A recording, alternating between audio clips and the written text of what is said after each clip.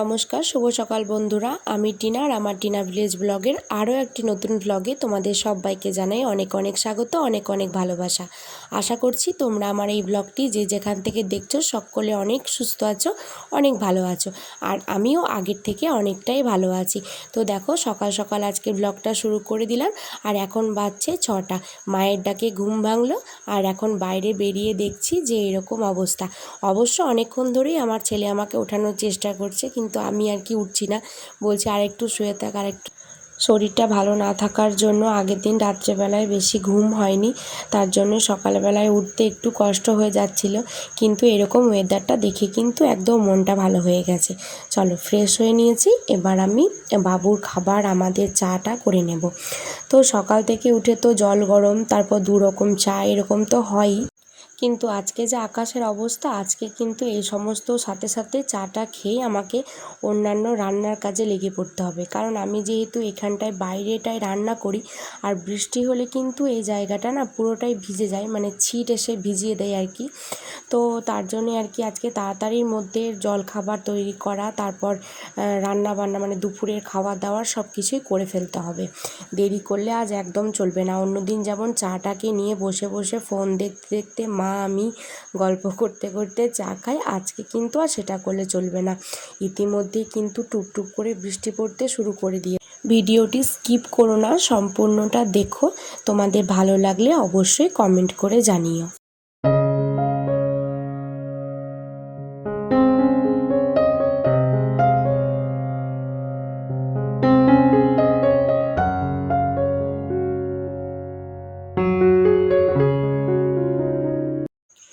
একটু শরীরের সমস্যার জন্য মা সকালবেলায় দুধ চাটা খেতে চায় না, ভীষণই গ্যাস অম্বল হয়।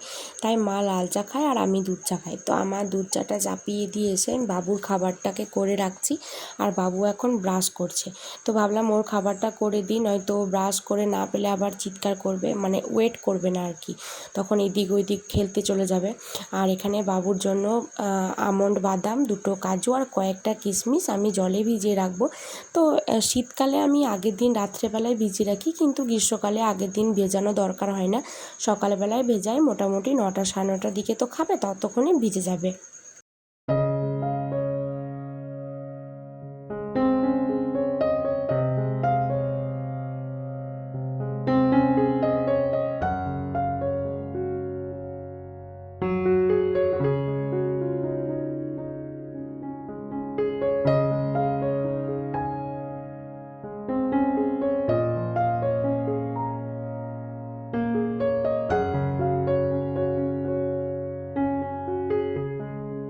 আজ কিন্তু চা খেতে খেতে একদম আর গল্প করিনি, সোজা চলে এসেছি বেডরুমে আর রুমটাকে গুছিয়ে নেব। বিছানাটাও পড়ে আছে। আসলে সকালে একটু দেরি করে ঘুম থেকে উঠেছিলাম, তো ছটফট করে বাইরে চলে গেছিলাম আর ঘরটা গোছানো মানে বিছানাটা তুলতে পারিনি। তার জন্যই ভাবলাম বিছানাটা তুলে দিই। আর দেখবে কালকে রাত্রে পিঁপড়েতে আমার একদম সর্বনাশ করে রেখে দিয়েছে। এখানে কাল রাত্রেবেলায় বাবুকে ওষুধ খাইয়ে আমিও মনের ভুলে রেখে দিয়েছি কোটোর যেই মুটকিগুলো দিয়ে খাওয়াই, সেগুলো তো ধোয়া হয়নি। এবার রাত্রেবেলায় খাইয়েছি অনেকটা রাত্রে, ধরো 11টা 11:30টার সময়, তখন আর বাইরে বেরিয়ে ধুতে ইচ্ছা করেনি। আর দেখো এখানে কেমন করে পিঁপড়েগুলো লেগে আছে। এই জ্বালাতন হলো জানো তো, এই যে এই গ্রীষ্মকাল শুরু হয়েছে আর আমাদের ঘরে এত পিঁপড়ের উৎপাত, যেমন লাল পিঁপড়ে তেমনি সেই গন্ধ পিঁপড়ে, তারপর ডোরা, তারপর কালো পিঁপড়ে, মানে প্রত্যেকটা জিনিসই আছে বলতে পারো। তো এটা যেহেতু একটু মানে বন সাইডের মানে জঙ্গল সাইডের জায়গা, তার জন্যই একটু বেশি আর কি পোকামাকড়ের উৎপাত হয়। তো যাই হোক, ওটাকে তো পরিষ্কার করতে হবে, তার আগে বাসি ঘরটা আমি ঝাঁট দিয়ে নিলাম। আর বাইরের অবস্থাটা চলো তোমাদেরকে একটু দেখিয়ে নিয়ে আসি। এই যে দেখো বাইরে কেমন বৃষ্টি আরম্ভ হয়েছে। আর বৃষ্টি তো আমার মতো তোমাদের আশা করছি সকলেরই ভীষণ ভালো লাগে। আমার তো বৃষ্টি ভীষণ ভালো লাগে। আর এই যে তার সাথে সাথে মানে ভয়ও করছে কিন্তু, আর ভীষণ বিদ্যুৎ চমকাচ্ছে, মনে হচ্ছে ফোনটাই উড়ে যায় না যায়। তো আমি না এরপরে এই ক্লিপগুলো নেওয়ার পরে আমি ফোনটা অফ করে দিয়েছিলাম, কারণ দেখলাম যে না, ফোন অফ করে রাখাই ভালো। তো অফ করে দেওয়ার পরেও প্রচুর কাজ করেছি, সেগুলো তো তোমাদের সাথে শেয়ার করতে পারিনি। আসলে আমি ফোনটা কাছেই রাখিনি, যেহেতু মানে বাবু আছে, আমার একটু ভয় করছিল, মনে হচ্ছিলো যদি কিছু হয়ে যায় আর কি। তো তার জন্য আমি আর কি ফোন টোন অফ করে দিয়েছি। প্রচণ্ড বিদ্যুৎ চমকা ছিল, প্রচণ্ড বৃষ্টি হচ্ছিল। তো যাই হোক, আবহাওয়াটা তো ভীষণ ঠান্ডা হয়ে গেছে। আর দেখো এখানে আমি সবজি কেটে নিয়েছি। এখানে লাউ দিয়ে, আলু দিয়ে, টমেটো দিয়ে একটা পোস্ত হবে। আর এখানে হবে মুড়ি খাওয়ার জন্য আলু চচ্চড়ি, যেটা হবে টমেটো পেঁয়াজ দিয়ে। আর এখানে পেঁয়াজ দিয়ে করলা ভাজা। তো হ্যাঁ, শুনতে একটু অড লাগলেও আমরা পেঁয়াজ দিয়ে করলা ভাজা খাই, কারণ আমার করলা ভীষণ তেতো লাগে, পেঁয়াজটা দিলে একটু মিষ্টি মিষ্টি ভাব হয়। আর এখানে শশা কেটে রেখেছি। তো এই যে স্নান তো করতে পারিনি, তো মানে জামা কাপড়টা ছেড়ে নিয়েছিলাম, সকালের বাসি কাপড়টা। তো এরপরে আমি রান্না করতে চলে এসেছি। তো এখন মোটামুটি আমার ধরো জলখাবার বানানো, জলখাবার খাওয়া, এগুলো তো সব কিছু হয়ে গেছে। সেটা তো তোমাদের সাথে শেয়ার করতে পারিনি, কারণ বললাম যে ফোনটা সুইচ অফ করে দিয়েছিলাম। আর এখন দেখো করলাটা ভাজতে বসিয়ে দিচ্ছি, লবণ দিচ্ছি, হলুদ দিচ্ছি, এরপর ঢাকা দিয়ে দেব। তারপর করলাটা একটু সেদ্ধ হয়ে এলে, একটু ভাজা ভাজা হয়ে এলে তারপর পেঁয়াজটা দেবো, তারপর আরও একটু ভাজা হলে তারপর নামিয়ে দেব। তো চলো আস্তে আস্তে করে রান্নাগুলো দেখে নাও। মোটামুটি রান্না হওয়ার পথেই আর কি। তো যেহেতু এতক্ষণ পর্যন্ত আমি তো কিচ্ছু শ্যুট করতে পারিনি, মানে ইচ্ছা করে ফোনটা নিয়ে আসিনি এদিকটা বাইরেটাতে রান্না করি, আর সব ভিজে গেছে একদম, বসে রান্না করতে ভীষণই কষ্ট হচ্ছে। আর এদিকে দেখো আমি পেঁয়াজটা ভেজে নিচ্ছি, আর লাউ আর আলুটাকে আমি প্রেসার কুকারে একটা সিটি দিয়ে রেখেছিলাম, অল্প জল দিয়ে একটা সিটি দিয়ে রেখেছিলাম।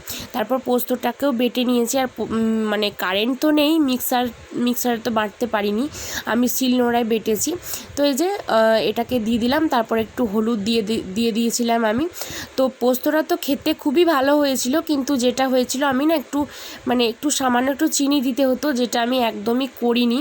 তো তার কারণে খুব লবণ লাগছিল। আর একটু লবণ হয়ে গেলে না, মানে আমাদের বাড়িতে তরকারি কেউ খেতে পারে না, একটু লবণ লাগছিল। এই যে দুবার আমি লবণ দিয়ে ফেলেছি, দেখো এখানে ভিডিওতে দেখে বুঝতে পারলাম। তো রান্না বান্না, বাসন ধোয়া সব কিছু তো হয়ে গেছে। বাসনগুলো আমি কুয়োর পাড়ে যেখানে আমি বাসন ধুই সেখানে উবুর দিয়ে রেখে এসেছি। আর এখন মোটামুটি ওই 11:30 মতো বেজে গেছে। আর এখন দেখো একটু কিন্তু রোদ বেরিয়ে এসেছে। এই যা দেখো, আমি ক্যামেরাটাকে একদম পুরো গার্ড করে দিলাম, আবার মনে পড়েছে, আবার আমি আর কি চেয়ারটাকে সরিয়ে নিলাম। তো এরকমই হয়, যেহেতু এখন মানে অভ্যাস নেই অতটা। তো এই তো আমি ঘরটা মুছে নিচ্ছি। আর ঘর দুটোকে তো মানে পুরো কাদা কাদা করে দিয়েছিল, একে তো বৃষ্টি, তারপর এতগুলো মানুষের পায়ের পাড়া। তো যাই হোক, আর মানে মোটামুটি সব কাজ আমার হয়ে গেছে। মানে ধরো রান্নার পরে যেগুলো থাকে, গ্যাস মোছা, তারপর রান্নার জায়গাটা পরিষ্কার করা, রান্না বান্না ঢাকা দেওয়া, তারপর যে রান্নার পরে যে সমস্ত বাসনগুলো হয় সেগুলো ধোয়া, এগুলো তো সব কিছু হয়ে গেছে। আর সঙ্গে আমি মোটরটাও চালিয়ে দিয়েছি, জলও ধরে নিয়েছি। তো এবার আমি এটা করে নিয়ে স্নানে যাব। আর চলো তোমাদেরকে দেখাই। এই দেখো আমি বাসনগুলো সব ধুয়ে এখানে কিছুটা, তারপর এইদিকে কিছুটা জল ঝরাতে দিয়েছিলাম ওইদিকে। তো মা এগুলোকে নিয়ে এসে ঘরে রেখেছে। আবার টুপটাপ করে বৃষ্টি আরম্ভ হবে মনে হচ্ছে, কারণ মেঘটা আবার করে এসেছে। তো চলো আজ কি রান্না হয়েছে সেটা তোমাদের সাথে শেয়ার করে নিই, তারপরে একেবারে আমি স্নানে যাব। এই যে এখানে ভাত করেছি, আর এখানে দেখো এখানে দেখো আলু লাউ আলু পোস্ত করেছি। আর এখানে কালো কলাইয়ের ডাল হয়েছে। আর লাউ আলু পোস্ততে আমরা কিন্তু একটু হলুদ ব্যবহার করি, জানি না তোমরা কোথায় কেমনভাবে খাও। আর এটা আগের দিনের সেই আমের চাটনিটা। আর এখানে পুঁই শাকের তরকারিটাকেও আমি গরম করে নিয়েছি। আর এখানে যে করলা পেঁয়াজ দিয়ে ভাজা। তো এই হচ্ছে আজকে আমাদের লাঞ্চ মেনু। আমার ভিডিও দেখতে দেখতে যারা এতটা পর্যন্ত আমার সাথে আছো তাদেরকে সকলকে জানাই অনেক ধন্যবাদ। আর হ্যাঁ, তোমরা আমার চ্যানেলটাকে সাবস্ক্রাইব করে রেখো পরবর্তীতে আরও নতুন নতুন ভিডিও দেখবার জন্য। কয়েকটা দিন থেকে জানো তো এই গাছগুলোর দিকে তাকানো যাচ্ছিল না, সেই 43-44 ডিগ্রি টেম্পারেচারে গাছগুলোর যা অবস্থা হয়েছিল না, কি বলবো, একদম পাতাগুলো হলুদ হয়ে গেছিলো। সারাদিনে 3 বা 4 বার করে জল দেওয়ার পরেও এদের হাল আমি ফেরাতে পারিনি।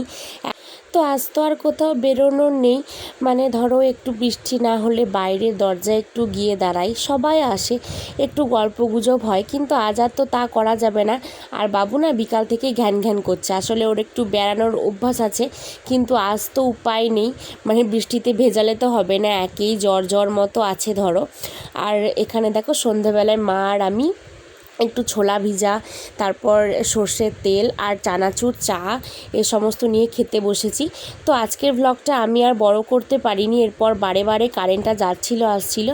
তো চলো আজকের মতো টাটা বাই, দেখা হচ্ছে নতুন একটা ব্লগে।